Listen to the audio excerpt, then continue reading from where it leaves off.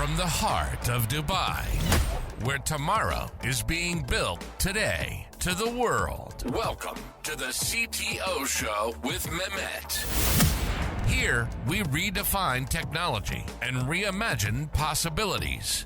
With Mehmet, delve into the riveting realms of AI, cybersecurity, and digital technology. Experience the thrilling highs and lows of startups. Immerse yourself in the spirit of entrepreneurship and witness the future of business innovation being written in real time.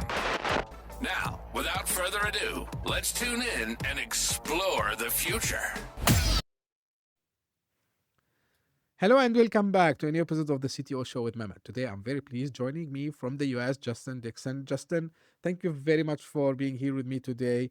I really appreciate your time. The way I love to do it is I keep it to my guests. Introduce yourself, so a little bit more about you, your journey, what you're currently up to. Just as a kind of teaser for the audience, we're gonna talk about a lot of topics today about hiring, especially for startups and PE firms. We're gonna talk a little bit about the AI role here and some other topics as well related to the mindset and financial freedom. So, Justin, without further ado, the floor is yours.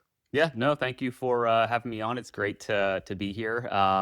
There's a lot to cover, it sounds like, but just a little bit about me. I grew up in a small town in Pennsylvania, and after college, I kind of fell into the whole recruiting world. I didn't really know that was a career path or a job that was out there, and I haven't fallen out of it. So I've been doing recruiting for companies, both internally and as an agency, for over 18 years, which is kind of scary to say that I've been doing it for that long.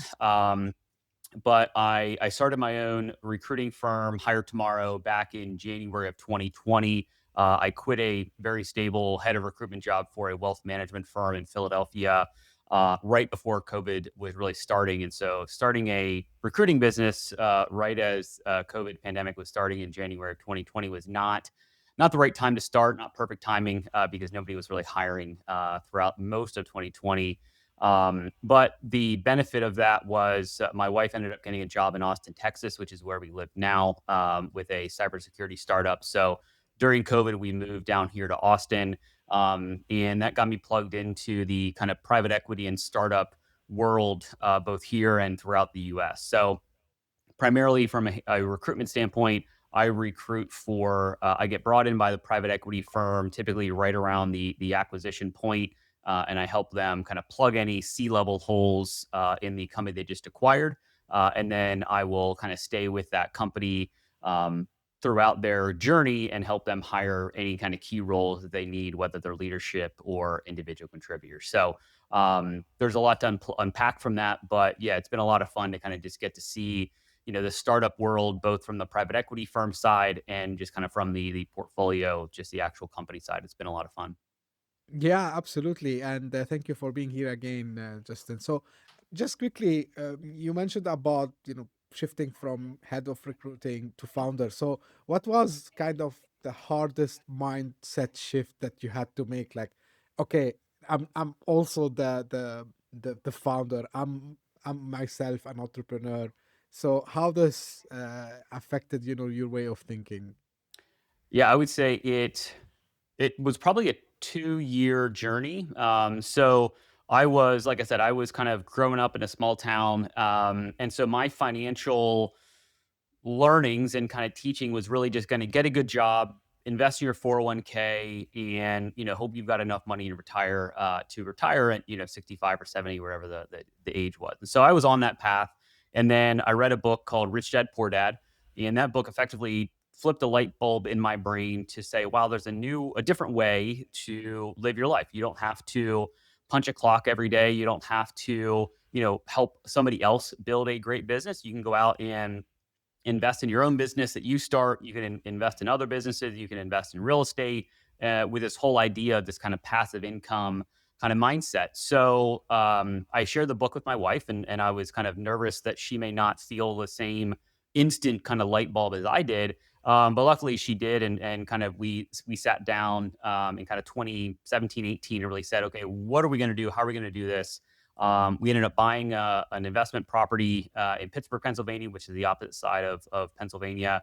So we had a little passive income. It kind of got the juices flowing, and then I got recruited to be the head of recruitment for a wealth management firm. And I asked them, I said, hey, I've got this little LLC that I'd started a few years ago to do some side recruiting, and I'd like to still do that. They were fine with it. And so I ended up kind of just organically building the business on the side during my year plus with that wealth management firm, all with the hope that, at some point in the near future, I didn't really think it was going to be a year, but that I would jump out and have my own firm, and then be able to not only build a recruiting business, but also spend time investing in commercial real estate, investing in startups, and so that's what I did in January of 2020. I took the plunge, but leading up to that point, really in 2019, my wife and I made a very kind of joint kind of task or joint kind of agreement that we were going to downgrade our lifestyle, kind of condense our expenses as much as we possibly could for me to kind of take the jump, because we are both very risk averse people. And so I'm not the type of person that's just like, hey, I'm going to jump and then I will build the plane or the parachute, as I'm flying down, through the air. I'm the person that needs to build the foundation and kind of have a little bit of security before, you take the leap to be an entrepreneur. And so we downgraded our lifestyle. We moved in a small apartment. We had the investment property in Pittsburgh. We owned a condo in Philadelphia. We ended up renting that out. So we had two investment streams or income streams coming in. And then all of our expenses were essentially covered by my wife's salary. So even if I made $0 the first year of business, we wouldn't have to dip into savings. We could essentially just live our lives and go from there.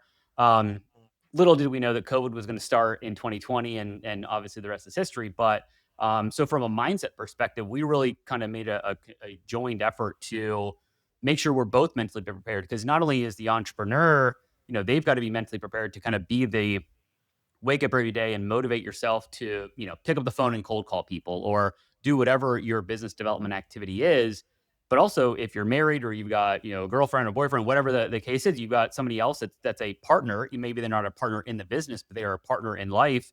They've got some stress, because my wife was essentially carrying the burden to pay all of our bills. Right. And so, Mhm. so it was a very kind of interesting dynamic. And then COVID hit. And then obviously, we had a lot of, you know, conversations around like, wow, this may not have been the best move, and all that fun stuff. Which COVID was bad for everybody, not just myself. But yeah, it was a journey. It wasn't a day. It wasn't like decided to quit on a Friday and did on a Monday. And it was definitely a process to get from I'm going to quit my job to then quitting.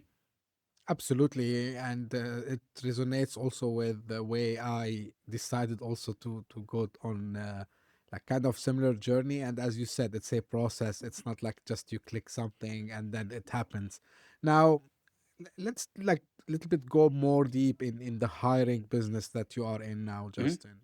I know you have like two, I would say, main set of customers you serve, so the startups and the private equity firms. Let's start with the private equity, because I think I didn't you know discuss it much. So private equity is, for people who doesn't know, are companies who mainly they invest in, like, I would say, established businesses usually, and sometimes in startup, rarely, right? But this is they are investment firms.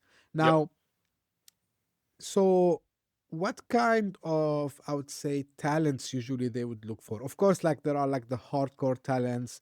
They need to be good in finance and accountings and all this. But what are like some of the other aspect that they look in when then they want to hire someone, especially for kind of a senior role?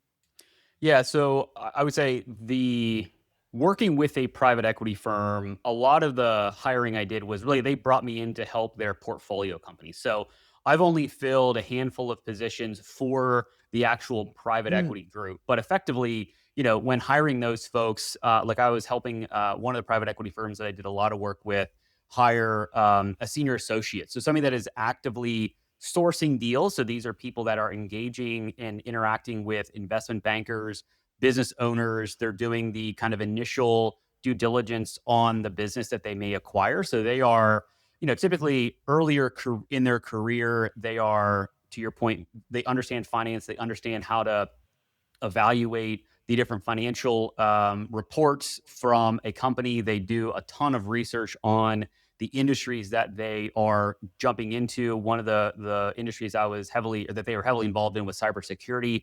So they were doing a lot of investment in cybersecurity firms. So they need to know what the competitive landscape looks like. They need to know who the big players are, because not only are private equity firms investors in companies, they're also sellers of companies, right? So they get into these businesses with the intention of holding that business, improving that business over their hold period, which is typically, a 3 to 5 year hold period, and then ultimately having an exit, right? So even when they're going into an acquisition, they are always thinking about what's their exit. And typically, some private equity firms take companies public. Some, most of them are very much focused on, okay, we're going to buy this business, and then we're going to sell it to a larger private equity firm to go from, call it a 20 million ARR mark to 50 to 100, and on and on and on. And so, or they get bought by another big company, like a strategic acquisition comes in. So these folks are very smart, very well educated.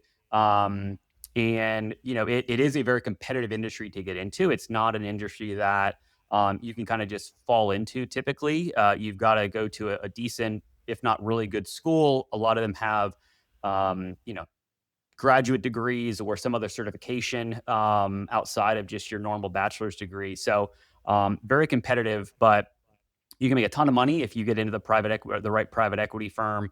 And it's a really cool opportunity to not only work for a private equity company, but then you get to also interact with all the other portfolio companies that your company acquires. And if you are on the front end of that, and you're the person that identified that business as an opportunity to acquire, that's a feather in your cap, and it's a really cool opportunity. So, but the bulk of the hiring that I did for the private equity firms was essentially helping them identify talent, especially C-level talent, whether it's CEOs. Most private equity firms are going to replace or add a CFO post-acquisition. So a lot of times the acquired company does not have a massively robust FP&A group, financial planning and analysis group. They mainly have like a bookkeeper, a controller that's really focused on the blocking and tackling accounting. But when you get you get bought by an investment company, they are looking into the future. So yes, you need your accounting people that are looking and doing the books, but then you need the FP&A that's really forecasting, okay, if we're a SaaS business, we're an ARR driven business, if we increase our sales team, if we invested this amount of money into hiring the right people, what's our projected ARR number? What's our projected burn rate? So they're doing a lot of forecasting. So a lot of the positions that I hire are typically CFOs. I placed a CEO at a company, which was a lot of fun. So, they had a transition and needed a new CEO. But I've filled kind of everything across the board when it comes to startups, especially tech-focused startups. Yeah, this is very common, even like in the VC space also as well. So, one of the main skills that VCs, I mean, the partners they should know is also like get people like yourself, Justin, to be able to place right people in the startups that they have backed up. And, whether it's bringing a new CEO, sometimes after a round, maybe a major round that they have done. So, this is crucial because at the end of the day, you need to add value with with the team that you are backing up. And hiring is one of the main thing that startups are always looking for. Now, when I was preparing, I've seen something like you help startups compete against Fortune 500s for talent. um, what makes a startup really looks appealing for the other side to say, Justin, yeah, they are a startup, they are new, but I'm gonna take their offer and not, let's say, this big companies offer. So, what are like some of the characteristics, I would say, of that startup so they can be attractive for such talent? I think startups have a sex appeal that big companies do, but not to the extent that a startup does. But there's also perceived higher risk for a startup. I've worked for Fortune 30 companies. I've worked for very early stage companies as a corporate employee, and obviously I support a lot of very early stage companies now with my agency. Um, I think why a startup is kind of attractive to somebody maybe that is at a Fortune company is because Fortune 500 and very large organizations move very slowly or pivot very slowly. And so if you're in an environment and you want to go work for a company that you will have a lot more direct impact on, if you're a more junior employee, a startup is the best place to go because you're going to be able to, you only have maybe two or three different people above you to the CEO or the founder. And so you have a lot of more senior interaction. Your input is listened to by more and more people. When you're in a big company, like a Dell or a Comcast or a Facebook, you're miles away from the Zuckerbergs of the world and have very little day-to-day input in kind of the scale and the move or the growth of a company like a Facebook or any of these big companies. And so if you really want to have an impact, I think a startup is a great opportunity. The other thing is if you go into a startup versus a big company, typically if you're in a big company, you are siloed into your job. So if you're an accountant, you are only working on maybe one product line within, a large organization. If you're a software engineer, you're working on one specific product. Whereas if you're in a startup and you're a software engineer or you're a product person or you're a marketer, you are typically working across the entire portfolio or you're helping to build something new or help expand their current product. So you typically get to wear more hats, which gives you a lot more flexibility in what you do next. So, I'll use my wife as an example. So she was an HR person at a startup. She then moved into, because the startup was growing and they needed more support, she moved into a VP of operations role. So she owned HR, she owned IT. She's not a technical person, but she managed technical people. And then now she's their head of customer success, which they did not have a customer success department. She was a good employee. She's very, very smart, way smarter than I am. And so she was like, her CEO said, "Hey, we need you to build this." And so she raised her hand and said, "I'll build it." And they gave her the keys and now she's building it. So she would not have, or I would say not more likely than not, she would not have that opportunity to go from HR to ops to leading customer success in a big company, especially in a 2-year time period, right? So I think this is also important for a lot of younger folks that are just getting into their careers. If you can get into a startup, you may get in as a recruiter, you may get in as HR, you may get in as a salesperson. But if you really don't know what you want to do in your life, right? This is a great opportunity to get in and say, "Hey, I'm a salesperson, but I also like product, or maybe I'm really good at design." And so you want to become more of a marketer or designer. You're gonna have a lot more opportunity to flex those different muscles and try different things in a startup than maybe you would in a much bigger company. So my job is to, when I'm working with these small companies, whether you're a startup or you're just a small business, is trying to share that story with potential candidates because, big companies have a big budget and they have a big brand. And so if a job opens at a Facebook or a Dell or a Comcast or whatever, people know that what those companies are. Whereas if you're a small business, they don't know who you are. So I have to almost be your salesperson to go out and virtually tap people on the shoulder, whether they're in my own network or on LinkedIn or whatever, and say, "Hey, I've got a company that you may be really interested in that could really benefit from your experience. And if you're interested, would love to, have you introduce or interview with them." So it's a big task for me to kind of go out and generate kind of the buzz. But that's what really good recruiters are there to do.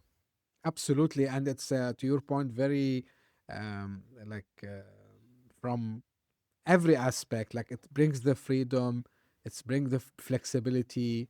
It's very rewarding. It's very very rewarding.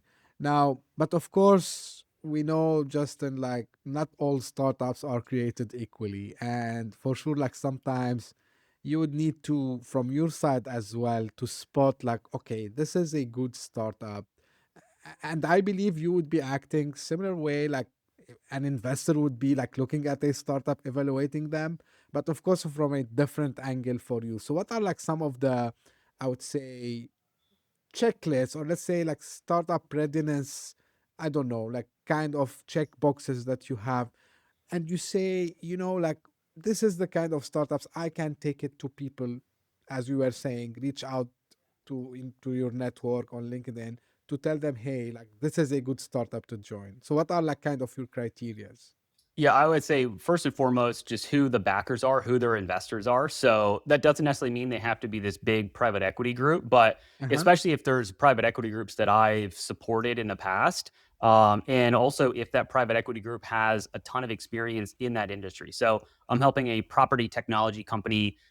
This is the first time that I've worked with them. I've known them in the past, like I know who they are, and I know that they've had a lot of success in prop tech investments. So getting to know the private equity group is helpful because if they have success, if they've had a track record of success in that niche or in that industry, not a perfect predictor of future success, but a more leading indicator, as opposed to a newer private equity firm or newer investment company that is maybe pivoting into a new industry, or maybe they're newer in their just life cycle.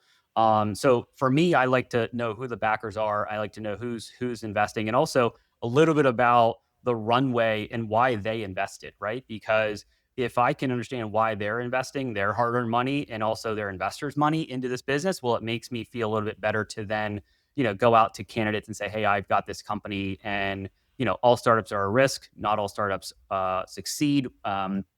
But so that's my first kind of checkbox, and then getting to know some of the hiring teams, hiring managers that I work with is also very important. I've really not found a hiring manager in a startup that I didn't enjoy working with. I can't say that same thing for hiring managers that I've worked with in big companies.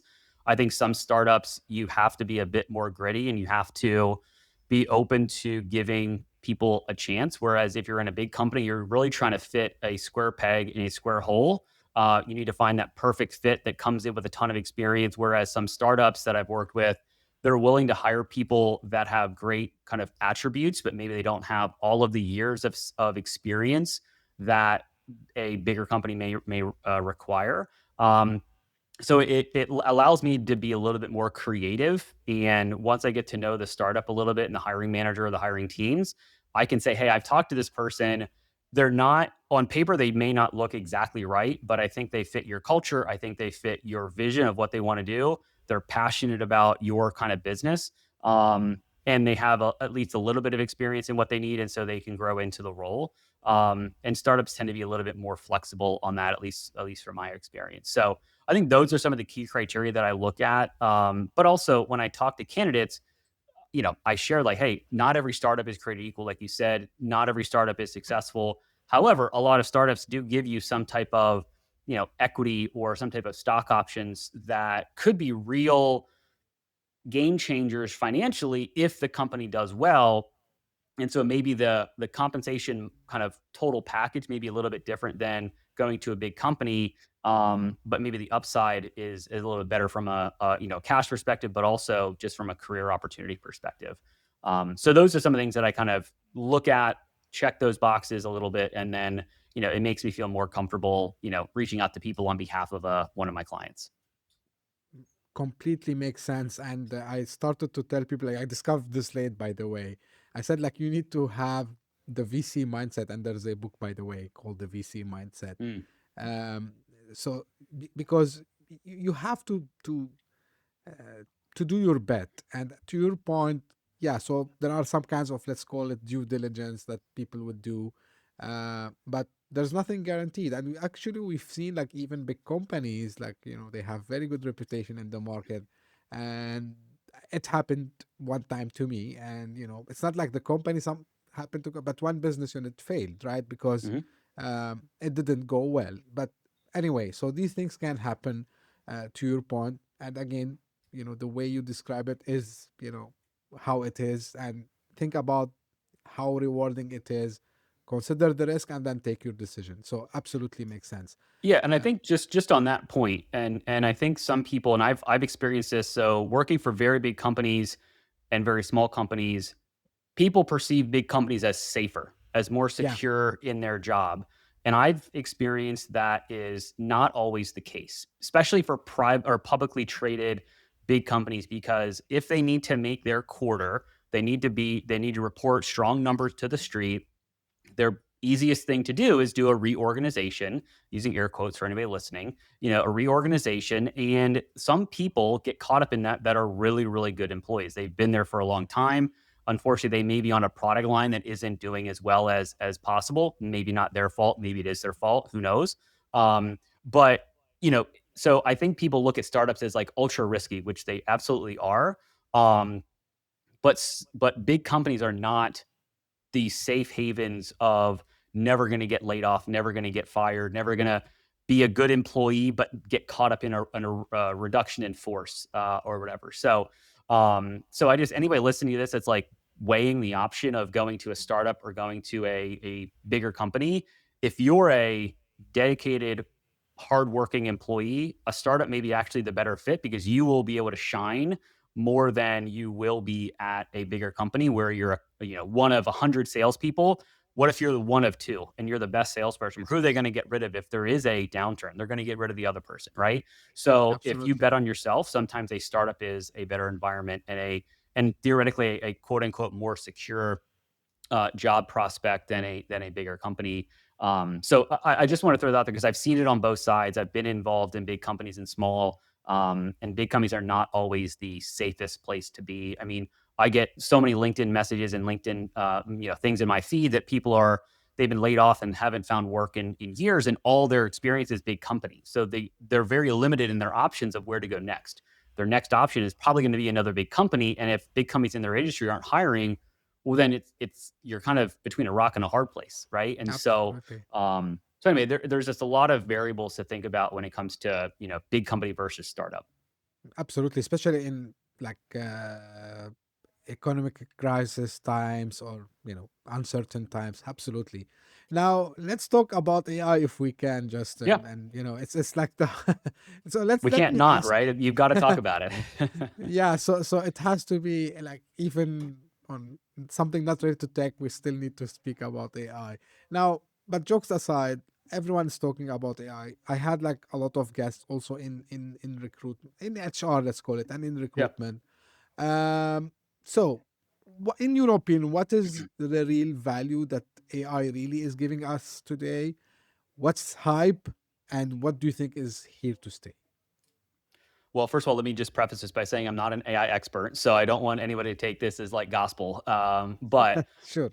I'll speak about kind of how I'm using it and how I think the recruitment industry and the job kind of seeker industry is kind of being helped and hurt by AI. So I'm using AI obviously in a lot of my recruitment process. A lot of the tools that I use have an AI feature to it, whether it's a better way to write an email or there's a chat bot in there where they can interact with candidates and all of that. I'm using it personally more as a thought partner. So I've got kind of my own kind of board AI that I've created where I've kind of modeled it off of a few different very prominent people, Steve Jobs and some other people, where I kind of have that as a project where I can go in and essentially talk about what I'm going through as an entrepreneur, as a leader, and have them give me some of their thoughts. Is it perfect? No.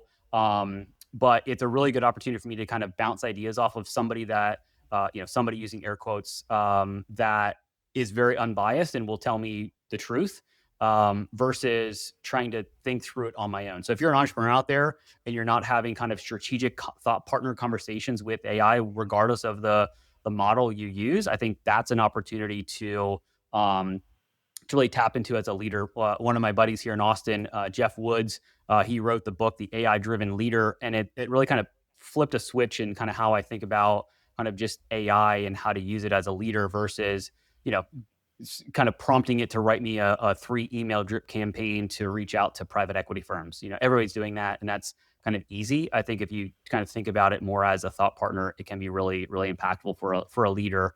Um, where I think it's kind of interacting or kind of causing some issue for the job seeker and specifically also for small businesses are you can, if you're a job seeker, if you're unemployed or looking for a job, you can hire or pay a bot to apply to jobs for you. And these bots theoretically will create unique resumes based on the job description for you and apply to all these positions.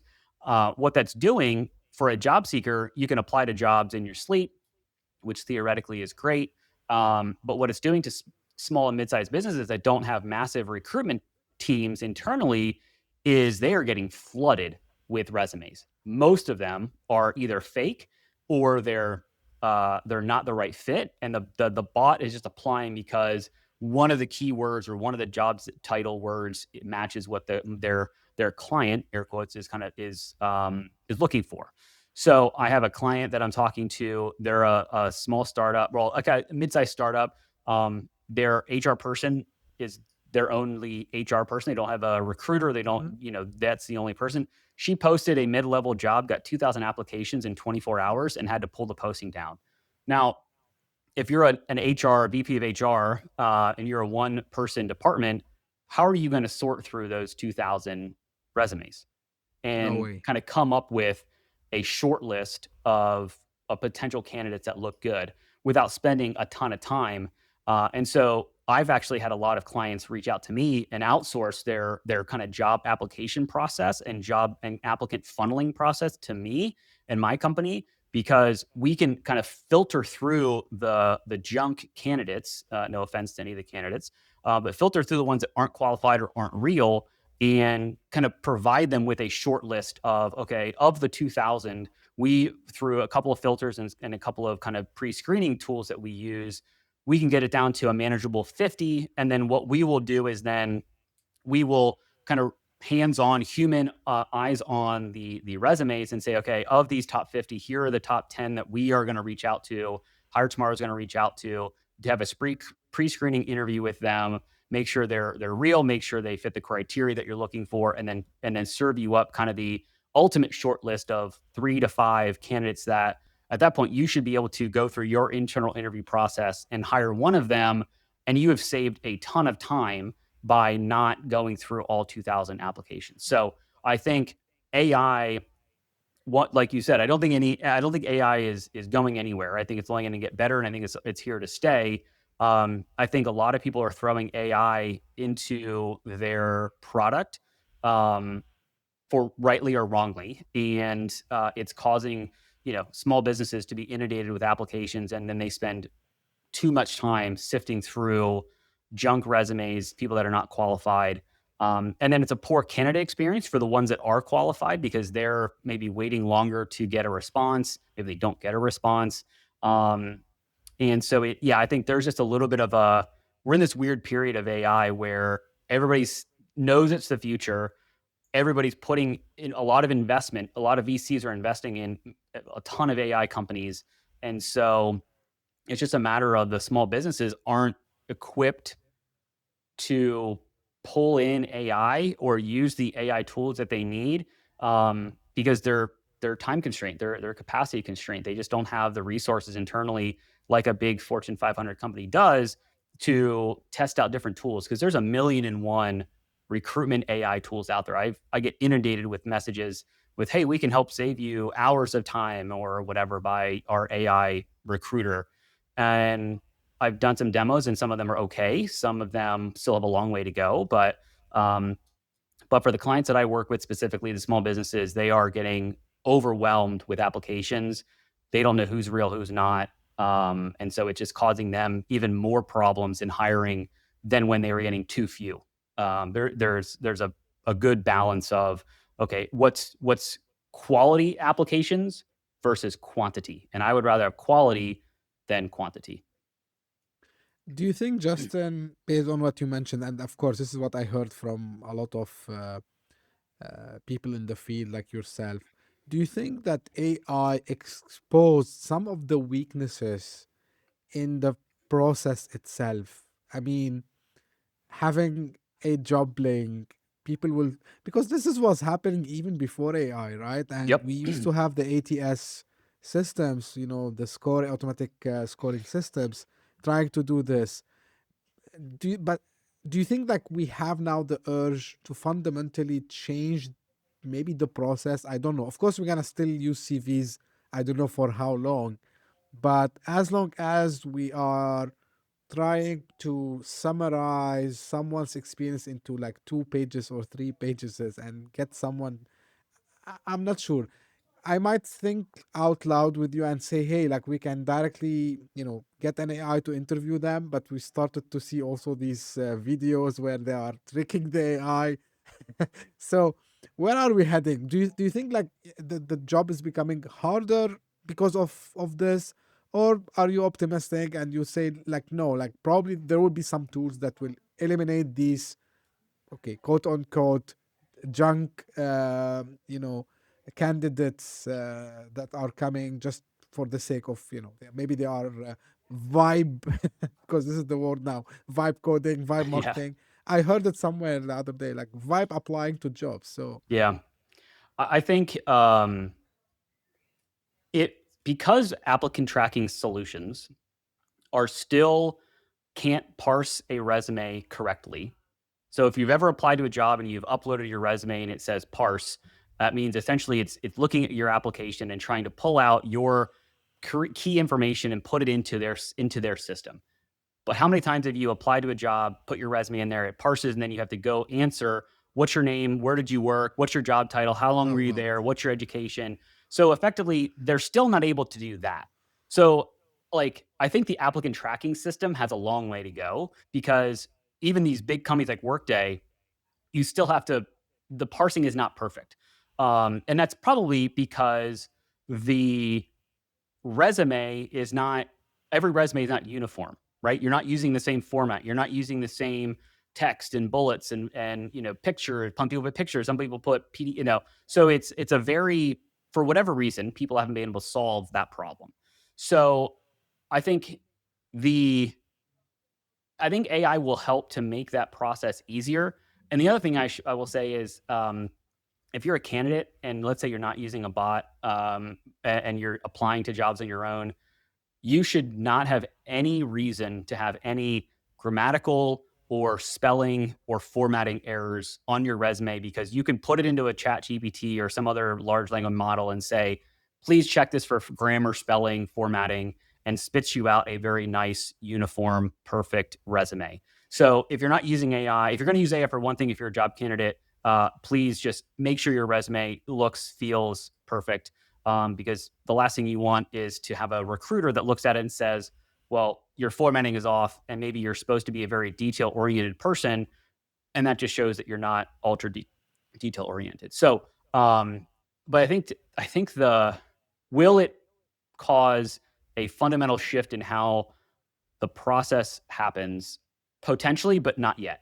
Because think about, yes, big companies may be leveraging AI. They may be bringing in, agentic agents to kind of replace the initial recruiting process. What's that? 1% of all companies?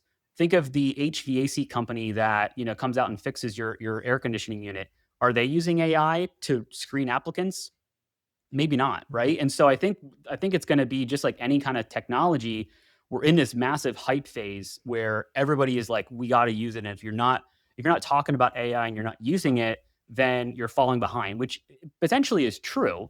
But I don't think that if you implement it haphazardly, it's just like any piece of technology. If you don't implement it correctly, it's not going to be as efficient as it should be. So, I could probably talk more about this, but I think the summary is, I think AI is here to stay. I think AI ultimately, it makes my life easier. It's making other people's lives harder because maybe they haven't set up their internal systems and processes correctly. Again, going back to, they're not experts in it. They don't have the time to do it.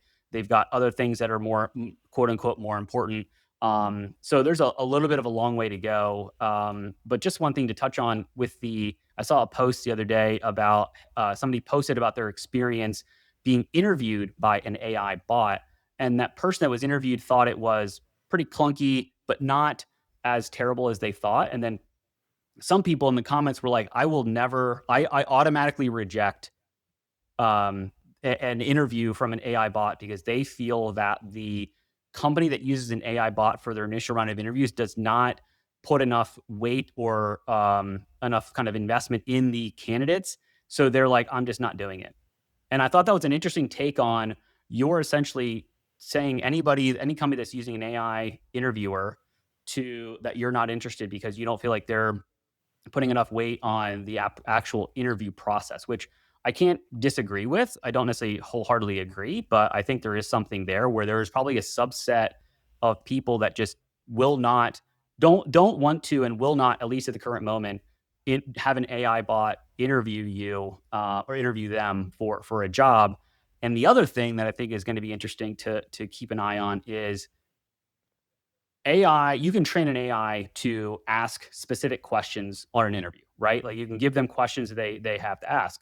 What you can't solve for, at least not yet, and I've asked a few AI companies this, how do you solve for somebody that a human shares information on that interview that could be perceived as discriminatory, and the Mhm. AI bot has copied all of that text down and they put it in their system of record?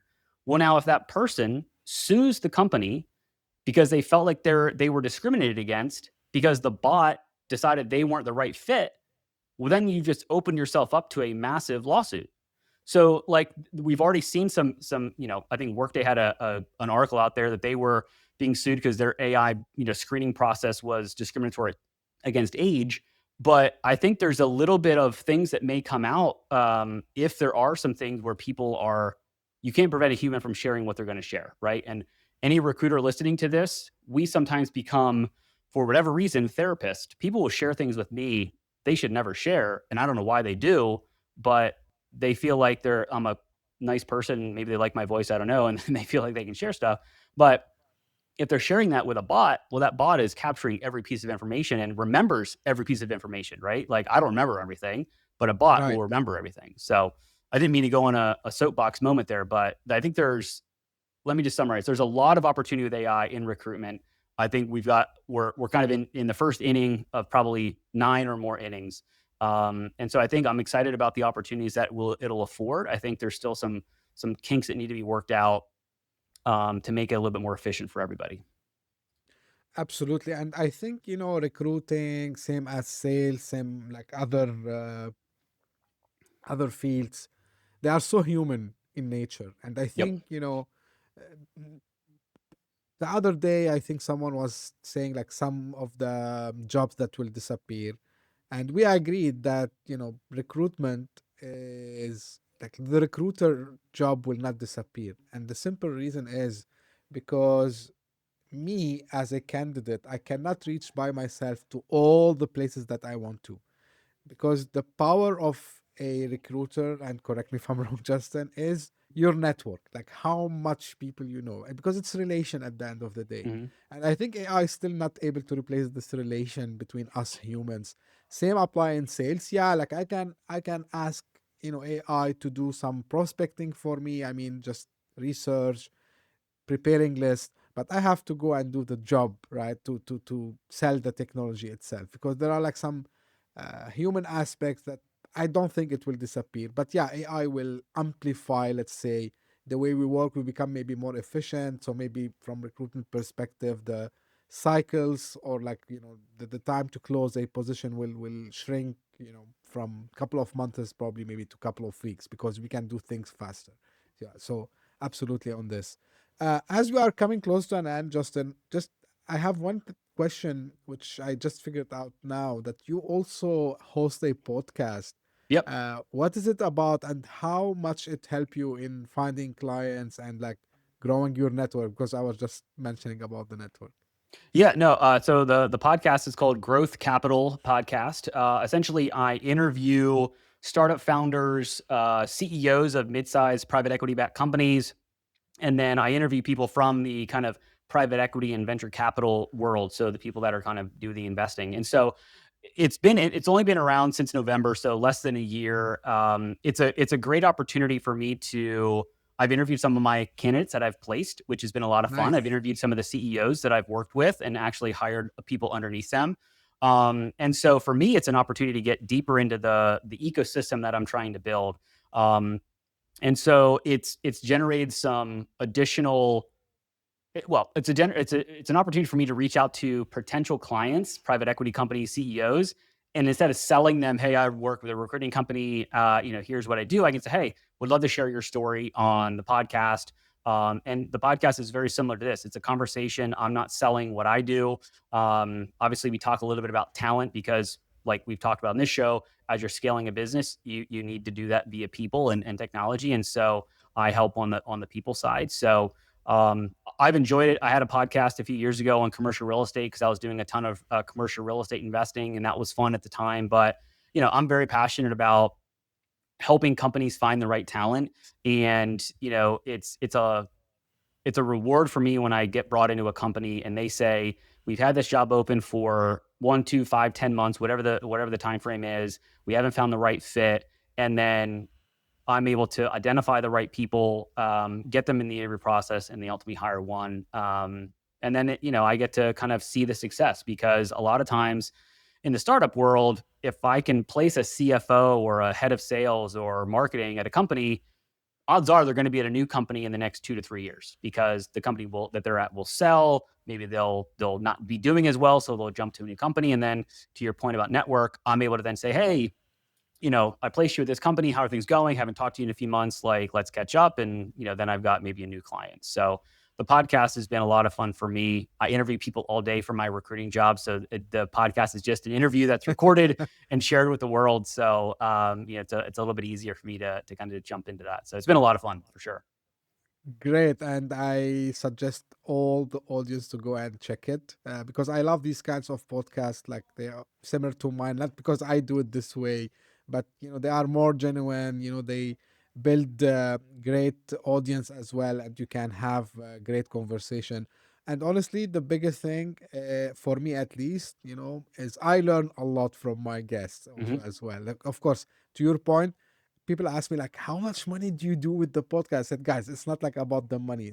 I don't do money from the podcast, but the network that I gained podcasting, I say to people, you can't put a price tag next to it. So it's, of course, like, I had visibility, I had other opportunities outside of the podcast, but yeah, like, the network effect that it created for me is priceless, I would say. Yep. So I'll ask people to check it. So Justin, if people want to get in touch or like learn more, how they can reach out?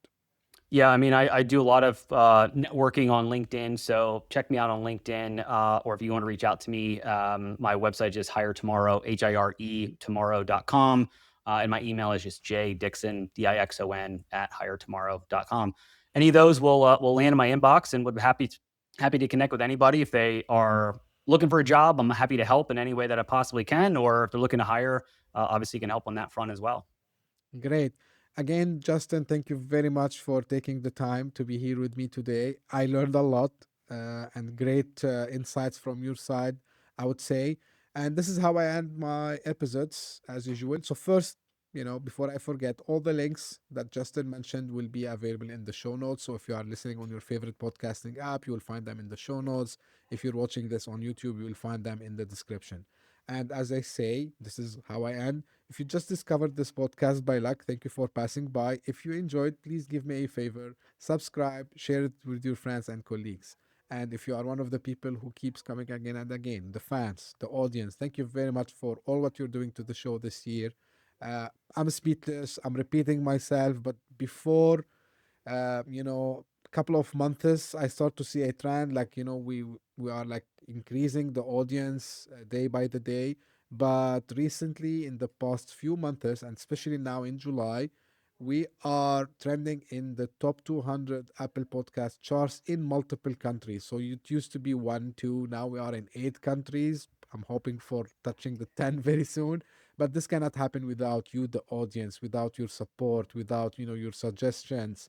And of course, all my guests, you included Justin, because without my guests, I couldn't do this. So thank you very much.